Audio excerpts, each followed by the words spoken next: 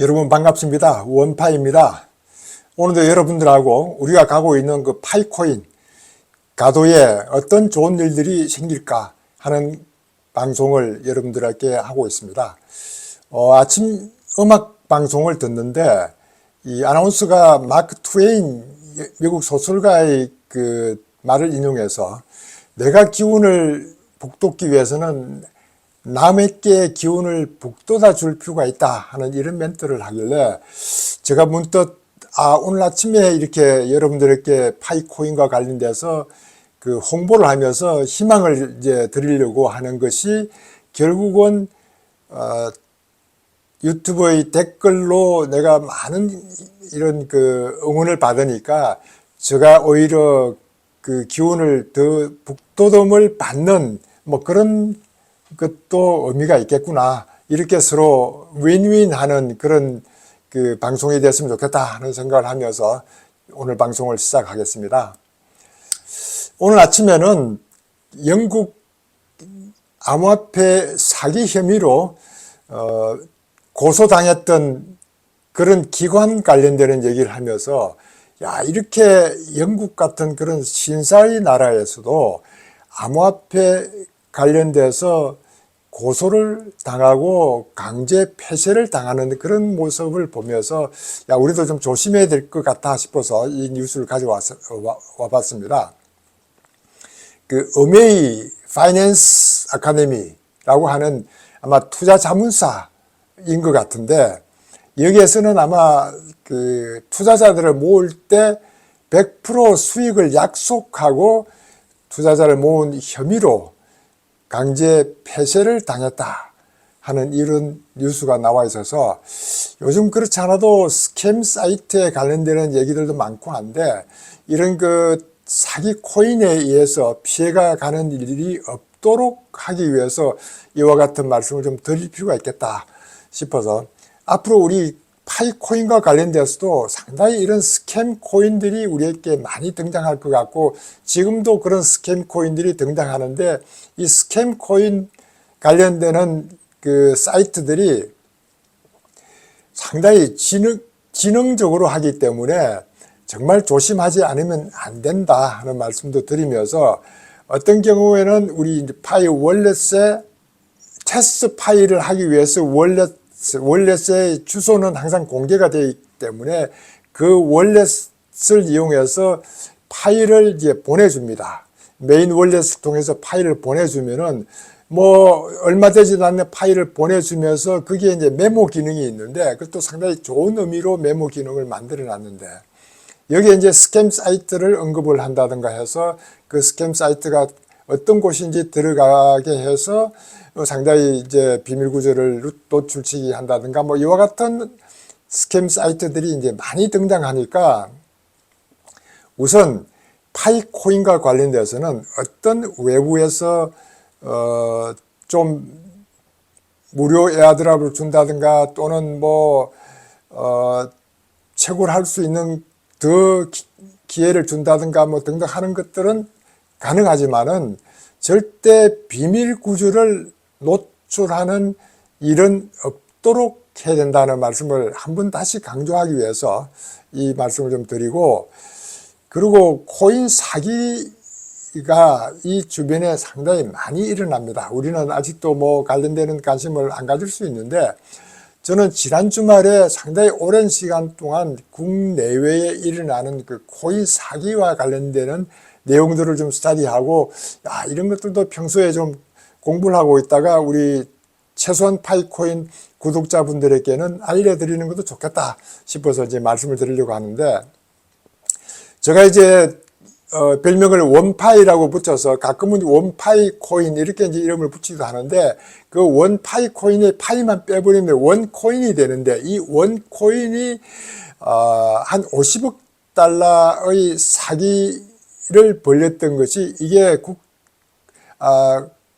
암호화폐 사기로서는 상당히 큰 규모 아닌가. 50억 달러면은 그 50억 달러의 사기를 만들게 된 그 동기가 상당히 오래전부터 이제 그 유능한 이 블록체인 관련돼서 기능을 알고 있는 이런 분들이 다단계를 하는 그런 사기범들과 합작을 해서 이렇게 모집책을 만들고 다단계식으로 사기를 쳐왔던 것이 엄청난 규모, 50억 달러면 상당히 큰 규모인데, 이와 같은 사기를 당했던 그런 사람도 많겠지만은 사기를 어떤 식으로 하는지 그 패턴들을 가지고 또 사기를 치는 사람이 이 국내외에도 상당히 많이 생기고 있다는 것을 제가 확인할 수 있었던 게, 국내에서도 이와 같은 사기 하는 그 단체들이 꽤 많이 요즘은 나오고 있어서, 야, 이렇게 시작을 하게 된 동기는 에어드롭을 무료로 준다. 여기에 이제 에어드롭을 무료로 주면은 한 가치로 따지면 뭐 한 5만 원 내지 어떨 때는 뭐 한 10만 원까지 올라가는 그런 것들도 주니까, 야, 이 공짜로 주는 걸 내가 안 받아서 손해보면 어떻게 할까 하는 포모를 이제 자극시켜서 에어드롭을 받게 하고, 나중에 그것이 점점 이제 수익이 올라가게 만들고, 뭐 하다 보면은 거기에 돈을 투자하게 만들고 뭐 등등 이런 사기 수법이니까, 가능하면은 신뢰하지 않는 유튜브 채널은 무료로 준다는 에어드롭 얘기를 하더라도 가능하면 참가하지 않는 것이 좋겠다 하는 말씀을 드립니다. 저는 몇 년 전부터 이 무료 에어드롭 관련되는 것들에 많은 경험을 가져봤기 때문에, 실제 무료 에어드롭을 받기 위한 그런 절차라든가 여러 수십 가지의 경험을 다 해봤지만은 결국은 그렇게 우리에게 수익을 줄 만한 것들은 많지 않고, 오히려 시간만 뺏기던 그런 생각도 드니까 여러분들도 그와 관련돼서 조심할 필요가 있다. 그래서 오히려 저 같은 경우는 저 이름과 얼굴을 팔고 신뢰할 만한 그런 뉴스를 여러분들에게 말씀드리지, 괜히 어디서 뭐 무료 에어드롭을 준다든가 하는 것에 뭐 알려드린다든가 이런 일들은 하지 않는다 하는 말씀을 우선 좀 드립니다. 미국 그레스케일에서 나왔던 뉴스 중에 비트코인 르네상스 시대가 도래했다. 비트코인 레이어 2 및 디파이 잠재력을 주목하라. 이런 뉴스가 나와 있어서 비트코인 생태계 르네상스 도래가 어떤 의미가 있는가 하고 들여다봤는데, 세계 최초 이제 퍼블릭 블록체인으로 이렇게 비트코인을 만들었던 그 블록체인에 스마트 컨트랙트를 도입했다는 얘기는 이미 이제 여러 방송에서 또 저도 여러분들께 소개를 했지만은, 이 비트코인이 단순한 가치 저장만 하는 것이 아니고 이렇게 스마트 컨트랙트를 이용해서 레이어 2에서는 상당히 어떤 역할을 할 수 있는 이런 것들을 하고 있으니까, 이렇게 이제 스마트 컨트랙트를 도입하고 트랜잭션을 늘리는 것들, 이 트랜잭션 늘리는 것을 목표로 하는 새로운 개발 물결이 밀려오고 있다. 이것이 바로 비트코인의 르네상스다. 이렇게 보고 있습니다. 이게 상당히 앞으로 우리에게도 앞으로 몇 년 후가 될지, 앞으로 얼마나 이제 크게 발전식이 나올지는 모르지만은, 이것은 결국은 2017년도 정도 그 탈중앙화 DApp들이 이제 등장할 그런 이드럼 초창기와 유사하다. 이렇게 표현하고 있습니다. 2017년도면은 뭐 제가 한번 말씀드렸지만은 이제 이들은 뭐 IOC라든가 이런 것들 하면서 스마트 컨트랙트가 나오고 상당히 이제 이드럼을 토대로 생태계가 발전돼 가는 DApp들이 엄청나게 많이 생기는 그런 초창기와 유사하다. 이런 표현을 쓰고 있는 것 같아서 이것이 하나의 비트코인 르네상스인 것 같다. 이러면서 했던 말이 향후 15년간 비트코인 기반 탈중앙화 금융, 우리가 이제 자주 얘기하는 DeFi, 디파이낸셜, Decentralized Financial, 이런 비트코인 기반 탈중앙화 금융 제품들이 많이 확장될 것이다. 비트코인이 나온 지가 이제 15년 가까이 됐는데,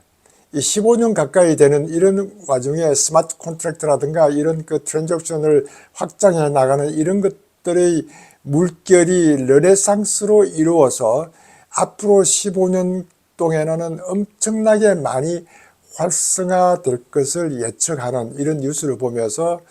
야, 이제는 파이코인은 비트코인보다 10년 늦게 이렇게 나왔기 때문에 항상 비트코인보다 10년 후를 우리가 내다보고 있으니까 항상 비트코인하고 비교해서 얘기하는 경우들이 많은데, 비트코인이 15년 후에 지금 가치가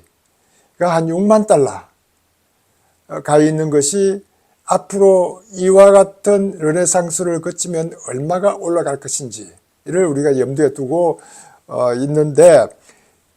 5년 지난 금년 말에 파이코인이 오픈 메인네트로 가고 그 5년 가까이는 엄청난 우리가 성공 가도로 달려가고 있고, 비트코인은 르네상스를 맞이하고 있고, 이 모든 것이 우리 파이코인이 가는 길에 엄청난 그런 좋은 터전을 만들어주는 것 같다 하는 말씀을 드리려고 이 영상을 얘기하고 있는 중에 있습니다.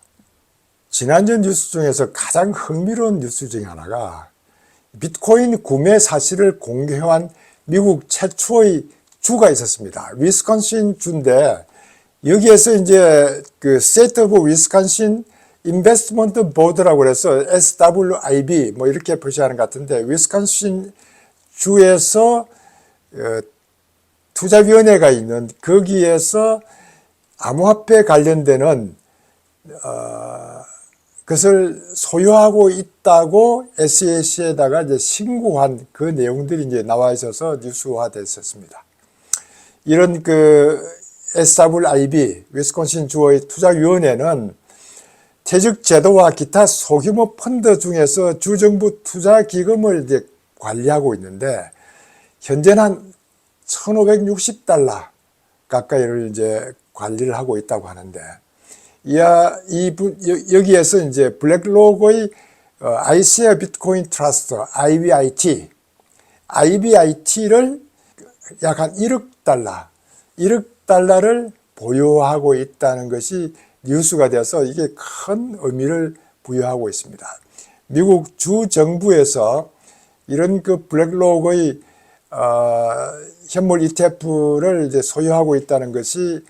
비공개로 하다가 이제 SEC를 통해서 공개가 되는 이런 것들을 우리가 보면서, 이제는 미국 정부에서도 이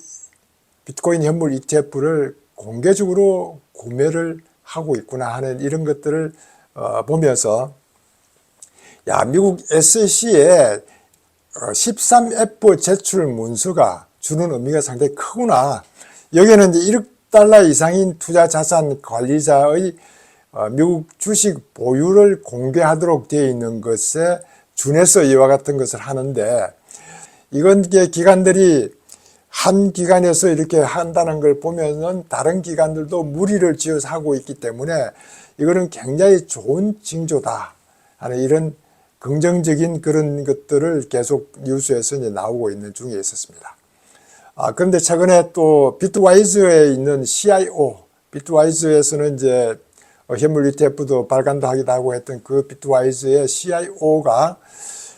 지금 각 기관과 각 은행에서 이렇게 비트코인 현물 ETF를 구매하고 있는 것들이 이제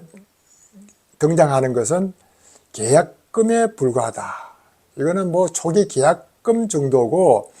이 계약금에 불과한 것이 앞으로 각 기관에서 이제 절차를 거쳐서 한 6개월 내지 한 1년 사이에는 최소한 투자 금액의 한 1% 내지 한 5% 정도는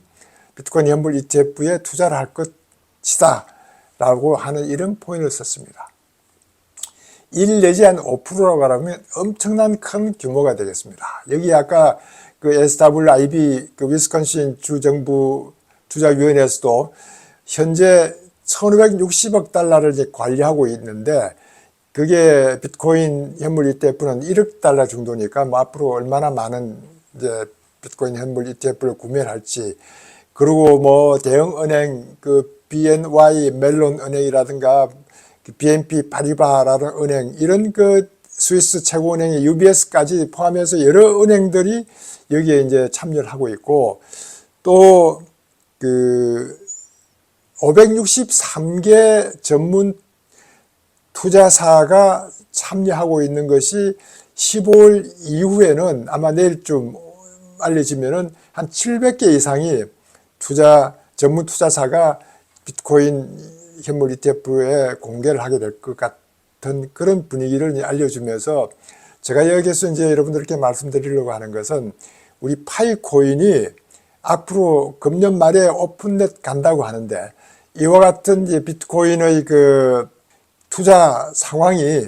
이제는 비트코인이 없어진다든가 뭐 비트코인이 잘못된다든가 하는 이런 것들은 전혀 염려하지 않아도 되는 분위기로 이렇게 인프라를 구축해 나가고 있으니까 우리에게는 정말 좋은 기회다. 우리 파이코아 팀에서도 이와 같은 기회를 잘 발맞춰서 금년 내에 오픈 메인넷 갈 수 있도록 준비하고 내년에는 좀 더 활성화시킬 수 있는 이런 기회를 만들지 않을까 하는 이런 생각을 해봅니다. 블랙록에서 ETF 투자 총괄하던 친구가 뱅가드의 신임 CEO로 이제 가게 됐다 하는 것들을 얘기하면서 이 친구가 블랙록에서 이제 그 현물 ETF, 비트코인 현물 ETF IBIT를 주로 주도했던 친구인데 이렇게 이제 뱅가드로 CEO로 가게 된 것은 뱅가드가 외부 인사를 이제 CEO로 받아준 것은 이분이 아마 처음이라고 할 정도로 좀 획기적인 그런 변화다 이렇게 보고 있는데 이를 통해서 이제 뱅가드가 앞으로 암호화폐의 어떤 입장을 변화할지는 불확실하다 이렇게 보고 있습니다. 왜냐하면 이제 지난 3월에도 뱅가드의 CEO가 팀 버클리라는 친구는 비트코인 현물 ETF는 절대 우리는 하지 않겠다. 제공 계획이 없다. 하고 이제 블랙록하고 각을 세웠던 것 때문에 저도 의아했던 적이 있었는데 이러면서 이제 가치 저장 수단이 아니다. 이렇게 언급을 했던 친구입니다. 그런데 이 팀 버클리라는 친구는 금년에 이제 은퇴를 하는 친구이기 때문에 그렇게 이 비트코인과 블록체인이라든가 이런 데 관심을 가질 필요가 없었던 친구였기 때문에 본인 스스로는 이와 같은 식으로 비트코인의 문제점을 얘기하면서 가치 저장 수단이 아니고 뱅가드에서는 앞으로 비트코인 현물 ETF를 안 할 것이다 라고 했는데 결국은 블랙록의 ETF 전문가를 CEO로 만들었다는 것은 뱅가드도 그와 같은 식으로 꾸려나가려고 하고 있는 것 같다. 이렇게 해서 이제 점점 이런 대형 투자자들도 비트코인 현물 ETF에 가담을 하고 있는 이런 좋은 분위기를 여러분들에게 말씀드리려고 지금 하고 있습니다. 미국 오클라호마 주에서 주지사가 이 비트코인 보유자 권리 보호 법안에 서명을 했다 하는 것이 뉴스에 나와 있었습니다. 제가 지난번에도 이제 오클라호마에서 이 비트코인 암호화폐 이런 그 디지털 자산에 대한 보유자들의 권리 보호를 한다는 것 때문에 상당히 관심을 가지고 한번 소개를 해드린 적이 있었는데 이게 주지사가 이제 서명을 함으로써 금년 11월 달부터 이제 효력이 발생한다. 하여튼 뉴스가 나와 있어서 다시 한번 그 미국의 각 주마다 이 암호화폐에 대한 그 친암호화폐와 반암호화폐가 분리되어 있는데 이런 오클라호마에서는 상당히 앞서가고 있는 것 같고 상당히 미국 주 전체에서는 선도적으로 하겠다고 이제 하는 그런 분위기를 제가 이제 여러분들께 소개를 했던 적이 있었는데 여기에는 결국은 개인의 암호화폐 셀프 커스터디 권한을 보장하고 추가적인 과세 없이 디지털 화폐를 사용할 수 있도록 함으로써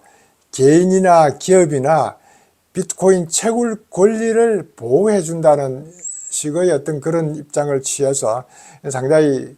이 비트코인이나 디지털 자산, 여기에 뭐 암호화폐라고 이제 표현한 이 암호화폐에 대해서 보호해 주는 그런 입장을 취하고 있어서 긍정적인 그런 뉴스다 이렇게 보고 있습니다. 이렇게 각 주마다 앞으로 어떤 변화가 있을지 이번 대선하고 맞물려서 미국도 점점 친암호화폐 쪽으로 가고 있는 것 같다 하는 이런 말씀도 다시 한번 드립니다. 최근에 은행 암호화폐 보유를 허용해야 된다 해서 미 하원이 결의안을 상원을 통과를 시켰습니다. 이게가 이제 은행 암호화폐 커스터디 의무에 대한 회계 지침 SAB 21이 있는데 이거 상당히 이제 쉽지 않게 되어 있는 것을 무효화해서 결의안을 통과시켰기 때문에 이 결의안에 대해서 뭐 바이든 정부에서는 결의안이 통과가 돼서 올라온다면 이미 반대를 하겠다고 선언을 해놓은 상태이지만은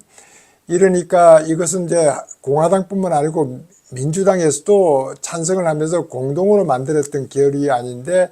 바이든이 이와 같은 것을 거부하겠다고 하니까 거기에 그 와일리 니켈이라는 민주당 의원이 게리 겐슬리에게 이제 서한을 보냈습니다. 서한을 보내서 독촉을 하는 게 SAB 21은 SEC가 투자자 보호를 저버리는 그런 행위고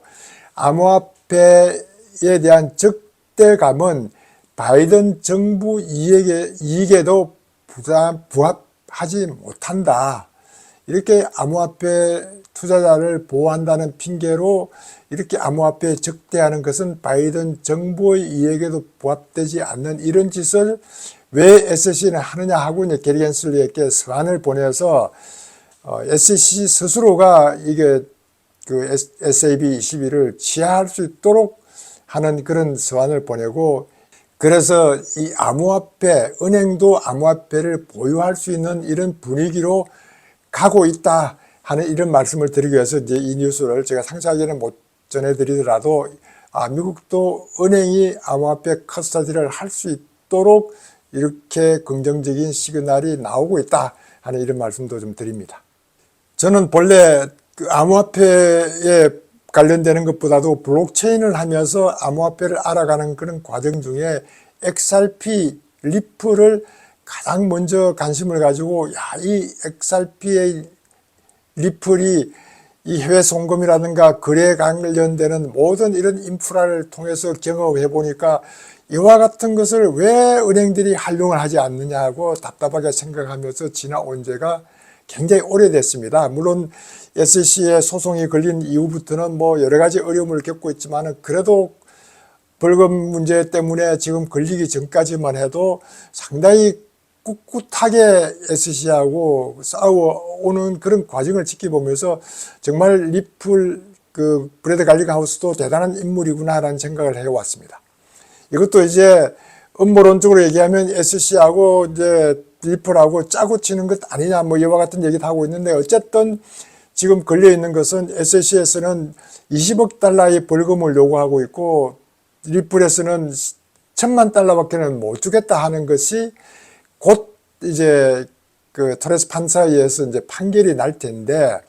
그 판결이 5월 20일에 날 것이며 리플이 요구하는 1,000만 원으로 해결될 것이다 라고 친 XRP 변호사 제임스 머피라는 친구가 이제 트위터에 올렸기 때문에 5월 20일이라는 날짜는 이제 얼마 남지 않았습니다. 제가 다음 영상 만들 때쯤 돼서 알려질 수 있는 그런 정도니까 정말 리플에 관련되는 것들이 앞으로 어떤 변화가 있는가. 리플이 제대로 인프라를 구축했던 것이 제대로 가는 것을 우리가 보는 것이 리플과 스텔라와 파이코인의 앞으로 가는 가도에 도움이 되기 때문에 이와 같은 것을 계속 들여다보고 여러분들에게 알려주고 있다 하는 말씀도 드립니다. 필리핀 정권관리위원회에서는 24년도 하반기에 암호화폐 자산 및 거래에 대한 규제 프레임워크를 공개를 할 예정으로 있는 것 같습니다. 이렇게 이제 규제 프레임워크를 금년 하반기에 공개를 할 정도로 우리보다 상당히 앞서가고 있는 것 같은 이런 느낌이 드는데 여기에 이제 스테이블 코인의 파일럿을 승인했다고 해서 이 필리핀의 이게 파일럿 그 스테이블 코인이 어떻게 진행되어 가는지도 좀 더 관심을 가져보는 것도 좋겠다 하는 이런 생각이 듭니다. 물론 그동안 이제 필리핀에서는 그 바이낸스를